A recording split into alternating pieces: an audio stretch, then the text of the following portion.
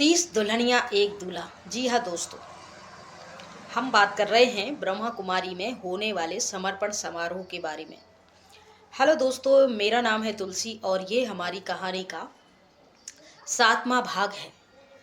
हम बात कर रहे हैं मध्य प्रदेश में स्थित सागर जिला में खोरई तहसील में एक सेंटर है, ब्रह्मा कुमारी सेंटर। उनकी इंचार्ज बहन है ब्रह्मा कुमारी किरण बहन, और उनकी जो असिस्टेंस इंचार्ज है वो है ब्रह्मा कुमारी शिवानी। तो आज हम बात कर रहे हैं समर्पण समारोह की। ये समर्पण समारोह या दीक्षा समारोह या सरेंडर पूर्ण रीति से, मन वचन कर्म से, अपने परिवार से और सबसे दूर होके एक परमात्मा को ही अपना सब कुछ मान लेना ही समर्पण प्रक्रिया है। ये होती कैसे है? तो ब्रह्मा कुमारी जो ऑल इंडिया में और जो ऑल इंडिया के बाहर जो भी शाखाएं सेंटर हैं, उन सब का एक हेड क्वार्टर है माउंट आबू राजस्थान। और इस राजस्थान के हेड क्वार्टर के अंडर में आते हैं राज्य, और हर राज्य में एक हेड क्वार्टर होता है। मध्य प्रदेश राज्य के छोटे बड़े जो भी सेंटर हैं, उन सभी सेंटरों का एक हेड क्वार्टर है भोपाल राजधानी में। और ये है आपके हबीबगंज पुलिस स्टेशन के जस्ट पीछे 4 इमली रास्ता पर। ये ब्रह्मा कुमारी का बहुत बड़ा एमपी का हेड क्वार्टर वहाँ है, और वहाँ की इंचार्ज बहन है अवधेश बहन। तो ये समर्पण समारोह साल में एक बार माउंट आबू हेड क्वार्टर में भी होता है, और ये समर्पण समारोह जोन बाय जोन जिसको जो डेट सूट करती है साल में, वो एक बार अपने सेंटर पर रखते हैं। और जोन के या राज्य के अंडर में जितने भी सेंटर, छोटे बड़े सेंटर आते हैं, उन सब सेंटरों में जो भी 4-5 साल से रह रही बहनें होती हैं, वो वहाँ जाके सरेंडर होती हैं। उनके माता पिता से एक लेटर लिया जाता है, उन कन्याओं का भी लेटर लिखा जाता है, और कुछ दहेज की। अब लड़की की शादी हो रही है और दहेज की बात ना हो, ये तो इम्पॉसिबल। अब हम सब लोग सोचते हैं कि भाई संस्थाओं में, धार्मिक संस्थाओं में कैसा दहेज। एक तो हम अपनी लड़की दे रहे हैं इस संस्था को आगे बढ़ाने के लिए, इस संस्था का प्रचार प्रसार करने के लिए, ऊपर से ये जो दहेज मांगा जा रहा है यहाँ। जी हाँ, चाहे आप लड़की किसी संस्था को दें या आप गरीब घर में दें, अमीर घर में दें, लालच जो होती है दहेज की, वो हर जगह होती है और यहाँ भी होती है। अब समाज में जो दहेज की लालच है वो तो समझ में आती है, लेकिन इन संस्थाओं में दहेज की लालच, आइए हम इसी पे थोड़ा सा प्रकाश डालते हैं। तो माउंट आबू में जो साल में जुलाई अगस्त के लगभग यहाँ एक साल भर में प्रोग्राम होता है, और उनके लिए ऑल इंडिया और इंडिया से बाहर भी जो इनकी शाखाएं हैं, वहाँ ये लेटर भेजते हैं, ईमेल करते हैं, या फिर पोस्ट से। उस टाइम पोस्ट से ज़्यादा था, आजकल सब ईमेल से ज़्यादा है। तो एक पोस्ट आती थी, उसमें लिखा होता था कि भाई आपके सेंटर में कोई कन्याएं हैं तो उनके लिए आप सरेंडर करवाइए। उसके लिए ज़रूरी शर्तें उनकी लिखी होती थी। माउंट आबू में अगर आप करवा रहे हैं तो 1 लाख रुपया उनके फैमिली को देना होगा।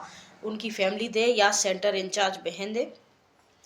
और फिर कन्या का एक समर्पण लेटर, उसमें लिखा होगा कि मैं अपने स्वेच्छा से इस संस्था में अपना सारा जीवन भगवान के हवाले कर रही हूँ ये। और दूसरा लेटर लगेगा उनके माता पिता का, उसमें लिखा होगा कि हम इस संस्था पे पूरे मन वचन कर्म से विश्वास करते हैं, जानते समझते हैं, और हम स्वेच्छा से बिना किसी दबाव के अपनी लड़की को इस संस्था में दान दे रहे हैं। तो इस प्रकार से 2 लेटर ये लगते हैं। उसके बाद फिर वहाँ गिफ्ट भी आपको, जैसे 50 कम्बल, 50 रजाइयाँ, table fan, A to Z जितना सामान आधुनिक चीज़ों का गृहस्थियों में यूज होता है, उनकी क्वांटिटी लिखी रहती है कि आप 50 रजाइयाँ, 100 रजाइयाँ, 500 बेड शीट, 50 टेबल फैन या 50, इनमें से कोई भी आप एक गिफ्ट के तौर पे ये चीज़ देंगे। ऊपर से वहाँ की जो हेड होगी, जो हेड क्वार्टर की इंचार्ज होगी, जिनका हर चीज़ में, सर्टिफिकेट में, इसमें उसमें, परमिशन में जो एक लेटर माना एक साइन होता है, उस इंचार्ज बहन को गिफ्ट में सोने चांदी का कुछ आपको देना होगा, या फिर उनको इतना कैश लिफाफा में रख के देना होगा। तो ये सारी चीज़ें उसमें शर्तें लिखी होती हैं। कुछ ऐसी ही शर्तें राज्य के लेटर आते हैं सेंटरों पे अपने अपने, और उसमें भी कुछ ऐसी ही शर्तें होती हैं कि आपको दहेज में, सोने चांदी में, आधुनिक चीज़ें जो भी ज़रूरत की होती हैं, सर्दी गर्मी बारिश में खाने पीने की चीज़ें होती हैं, दाल चावल आटी घी होते हैं, ये सारी चीज़ें उसमें लिखी होती, ये सब आपको जमा करना होता है वहाँ। तो भाई जो लड़कियां बहुत ही गरीब अति जगह गरीब से आती हैं और उनके घर में देने को कुछ नहीं होता है, तो फिर बहन को उसको करना पड़ता है। अब इनका पैसा बहन कैसे करेगी, तो उसके बारे में हम समझते हैं क्या होता है। तो यहाँ हम सिर्फ राज्य की ही बात कर रहे हैं। तो राज्य में ये जो शिवानी यहाँ खुरई सेंटर पे एक लेटर आता है, उसमें लिखा होता है कि 28 मार्च 2010 को 28 मार्च को भोपाल जो बड़ा सेंटर है उसमें कन्याओं का समर्पण समारोह रखा गया है, और आपके सेंटर में कोई 6-7 साल से रह रही कन्या होगी तो आप उसका समर्पण यहाँ करवा सकते हैं। उसके लिए ज़रूरी शर्तें हैं कि आपको 50,000 मिनिमम देना है, उसके बाद आपको ये जो गिफ्ट दहेज होता है ये देना है, उसके बाद आपका कन्या का लेटर लगेगा, टीचर का लेटर लगेगा कि हाँ ये लड़की हमारे पास इतने सालों से रह रही है, इसका कैरेक्टर भी अच्छा है, सब कुछ अच्छा है। और ये सब बहन का लगता है, उस लड़की का लगता है कि मैं यहाँ रह रही हूँ, मैंने ये सब कुछ देखा है, बहुत अच्छा है, बहुत पॉजिटिव है, और मैं स्वेच्छा से अपना जीवन इसके दान कर रही हूँ। तीसरा लेटर उनके माता पिता का लगता है कि हम अब स्वेच्छा से अपनी लड़की को, ये सारे लेटर साइन होकर पैक होकर चले जाते हैं हेड के पास। वो वहाँ एक फ़ाइल में उनके नाम की एक फ़ाइल बनती है, उसमें वो लेटर रखे जाते हैं। ये लेटर क्यों है हम ये आगे समझाएंगे कि ये संस्था ये लेटर बीच बीच में क्यों लिखवाती है और इन लेटर का वो क्या यूज करती है। तो आपको बता दें कि ये जो लेटर होते हैं ये बहुत बड़ी सहयोग होता है उनके काले कारनामों को दबाने का या उनसे पीछे हटने का। जैसे कोई कंपनी होती है वो अपने प्रोडक्ट में मिलावट करती है और उन मिलावट की सारा मेंशन इस डब्बे पे कर देती है। कुछ बिना पढ़े लिखे लोग इनको खरीद लेते हैं और साइड इफेक्ट होते हैं, तो फिर वो कंपनी ये कह के दूर हो जाती है कि देखिए सब कुछ यहाँ लिखा हुआ था, मेंशन किया हुआ था।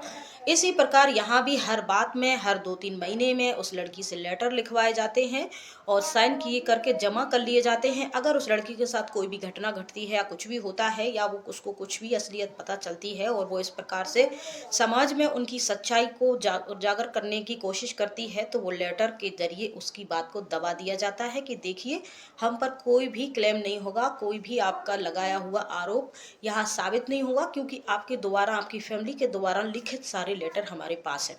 तो ये सारी बातें उस लड़की को कमज़ोर कर देती हैं और वो कुछ नहीं कह पाती है।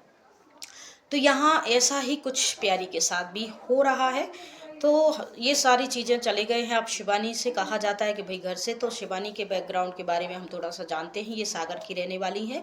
ये 4 बहनें थी जिसमें से ये दूसरे नंबर की बहन थी। पापा एक मजदूर थे तो इतना पैसा उनके पास नहीं था और कभी भी उनके माता पिता या बहनें कोई सेंटर पे आता जाता नहीं था। अब ये कैश 50,000 का जो शिवानी को कर रहा था तो कैसे करती।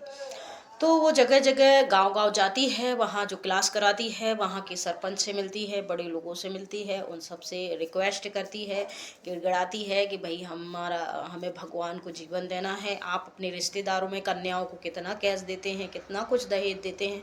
हम तो भगवान के लिए जा रहे हैं, देवी बनने के लिए जा रहे हैं, परमात्मा से शादी करने के लिए जा रहे हैं, तो आप इसमें दान करेंगे तो कुछ आपका भाग्य बनेगा। तो इस प्रकार से इमोशनल तरीके से बातें दे दुआ के जैसे तैसे शिवानी 50,000 कैश जुटा लेती है और बहुत सारा उसमें दाल चावल गेहूँ आटा वगैरह सब बहुत सारी चीज़ें इसमें आ जाती हैं और ये फाइनल हो जाता है कि अभी इनका समर्पण होना है। तो ये सब प्यारी को सब सेंटर पे कि देखिए अभी सब लोग चले जाएंगे साथ में तो सेंटर बंद हो जाएगा। तो प्यारी भी 2-3 साल से वहाँ रह रही थी तो थोड़ा बहुत जानने समझने लगी थी, क्लास वगैरह करा लेती थी। और तो इस प्रकार से प्यारी को सेंटर पे ही ये छोड़ देती हैं और एक माता को छोड़ देती हैं। माता मतलब कोई आसपास की जो लेडीज़ हैं ज्ञान सुनने आती हैं उनमें से किसी बुजुर्ग लेडीज़ को प्यारी के पास छोड़ देते हैं कि भाई तुम दोनों इस सेंटर में रहो और जिस दिन इनका समर्पण रहेगा 28 मार्च को, आप उसी दिन सुबह गाड़ी से आ जाना, रात को इनका समर्पण है तो वो प्रोग्राम देख लेना। और भी सेंटर की माताओं से ये बोल दिया जाता है कि आप सब लोग मिल के यहाँ आ जाना।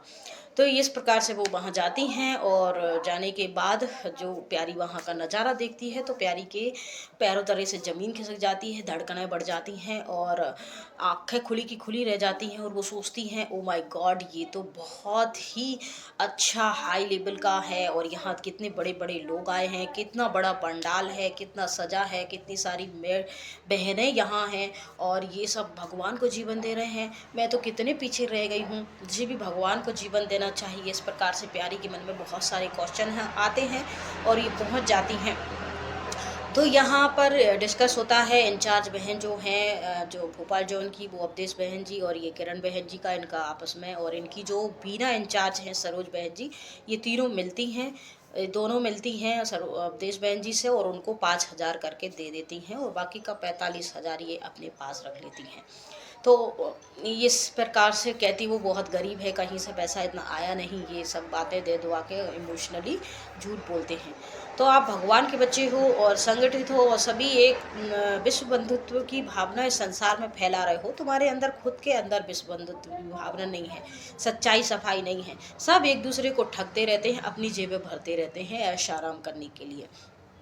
तो ये सब हो जाता है। उसके बाद फिर मंच सजता है, बहुत लाइटें वाइटें ये सब होता है। माउंट आबू से भी बहनें आती हैं और फिर ये सब वहाँ के डांस नाच गाना और थोड़े से भाषण और सबके लेटर और एक प्रतिज्ञा वहाँ कराई जाती है कि मैं मन वचन कर्म से पूरी तरीके से भगवान को समर्पित होती हूँ, मेरा एक भगवान, दूसरा संसार में कोई नहीं। इस प्रकार की प्रतिज्ञाएं वहाँ होने के बाद, ये सारी प्रक्रिया होने के बाद फिर बहनों को एक एक छोटा सा कोई 200-500 रुपये का गिफ्ट दिया जाता है और अपने अपने सेंटर पे भेज दिया जाता है।